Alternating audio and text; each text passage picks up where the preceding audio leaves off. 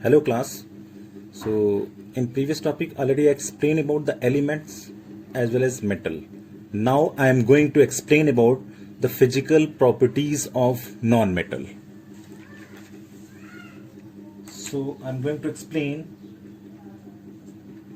physical properties of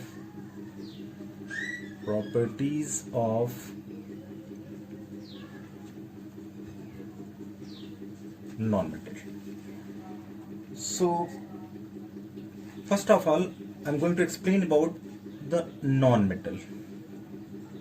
What is non-metal? So non-metal, if you have to define the non-metals, means elements which have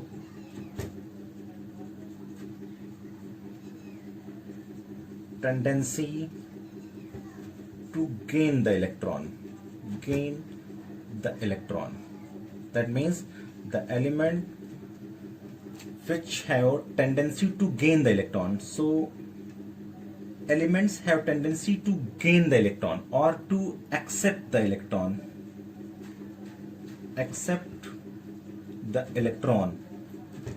Whenever they are accepting the electron, or gain the electron, they will form, or they are representing electronegative character. So how the elements are showing, or non-metals are showing gaining of the electron or electronegative character. So suppose Cl gain the electron to give Cl minus ion. Suppose bromine gain the electron to give Br minus. So it is happening because most of the non-metals have unstable outermost shell configuration. So for acquire the noble gas configuration, most of the non-metals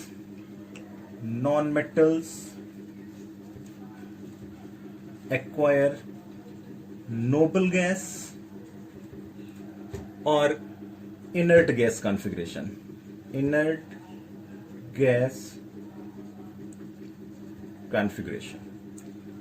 Suppose Cl, the configuration of Cl is 287. Whenever gain the electron, then convert into Cl minus, and the configuration is about 2,8,8.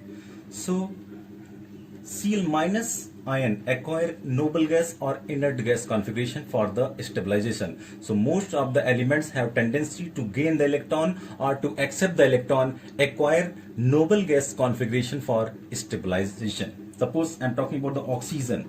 Oxygen, what is the atomic number for oxygen? 8. That means when the oxygen is going to convert into gain the electron O2 minus. So 8, that means 2,6. When you gain the electron, then 2,8. Suppose I'm talking about some of the rest of the elements which are behaving as a non-metal. Suppose sulfur 286. Whenever gain the electrons 2 minus, then it's going to convert into 2 minus 288. Suppose I'm taking phosphorus 2,8,5. Gain the 3 electron minus, then P3 minus, then 288. What about nitrogen? 2,5. Then 3 electron minus, going to convert into N3 minus, then 2,8. So most of the non-metals form electronegative ion for solving the electronegativity or electronegative character by gaining or by accepting the electron for inert gas configuration. So this is the definition for non-metals, means elements which have tendency to gain the electron or to accept the electron to form electronegative ion are known as non-metals. So they are just opposite of the metals. So that's why they are having the different physical properties Different physical properties means I'm going to explain about the physical properties of non-metals. So the first property is they are not malleable but are little brittle. Brittle means just break easily. Brittle means just break easily.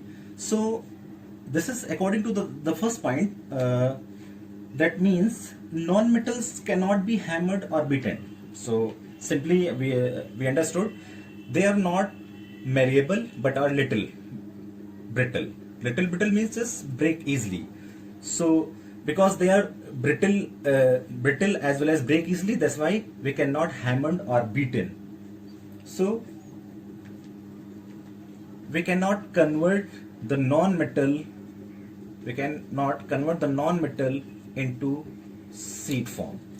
So that's why they are not showing the malleable property. Whenever they hammered, suppose whenever the non-metals are hammered, that time what will happen? They break into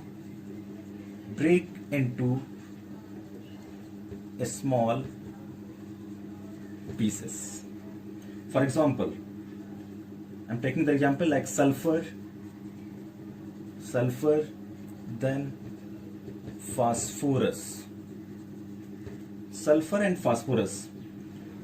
So they are non-metal solid. Whenever they hammered, they are going to convert into small pieces. So simply we can say when they are beaten with a hammer, they cannot be converted into thin sheets. So they are actually brittle and break into small pieces when beaten with a hammer. So this is the conclusion, because non-metals are not showing the malleable property. So simply we can say they are actually brittle. Brittle means, that means break easily and break into small pieces when beaten with a hammer. So this is the conclusion.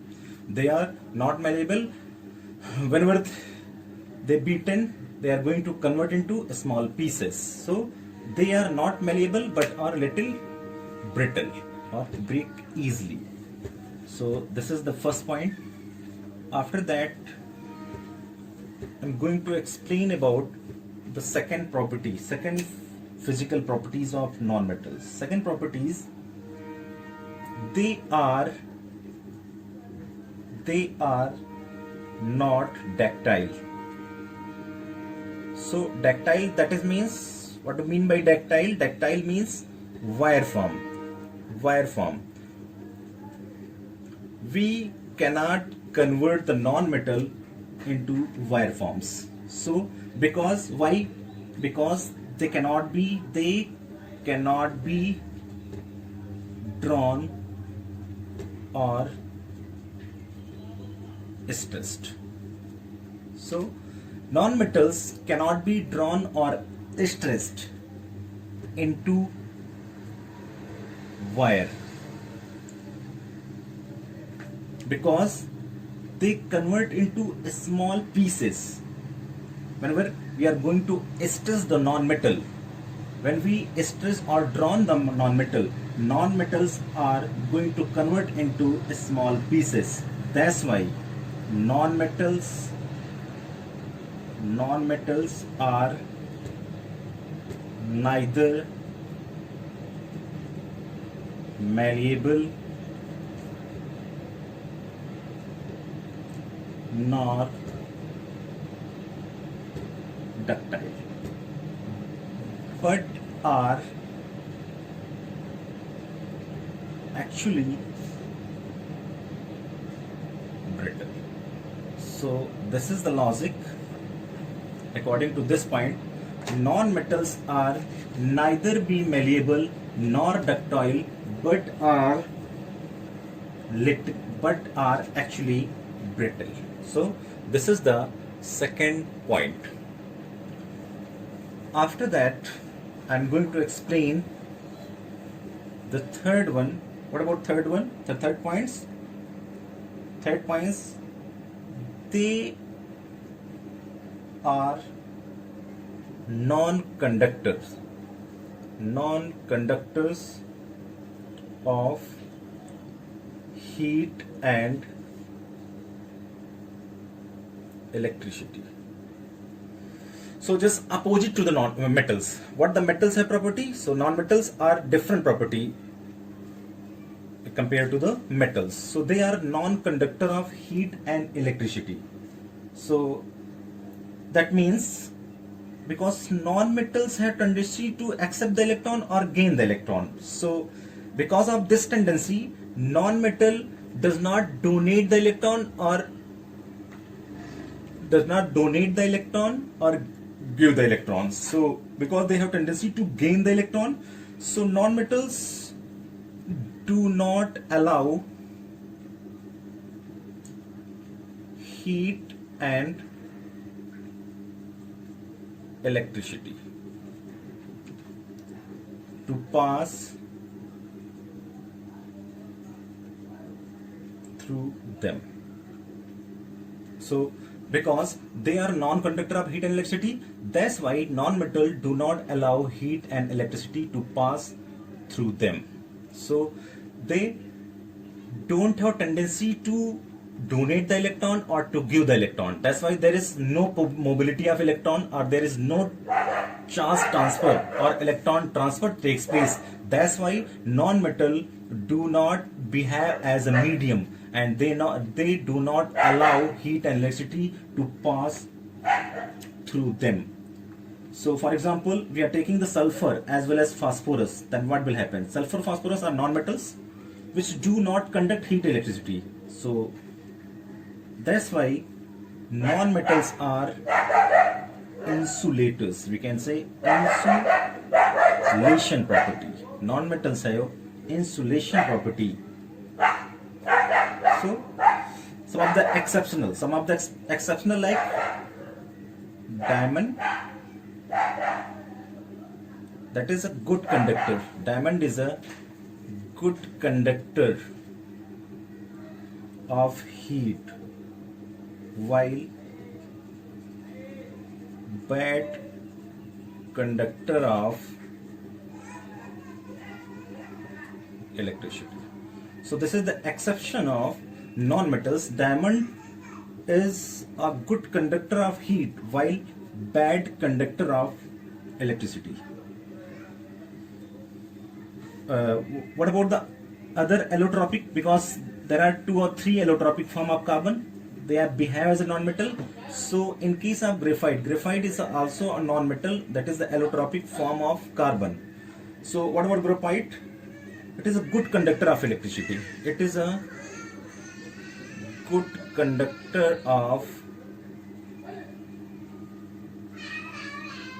electricity. So graphite is a good conductor of electricity.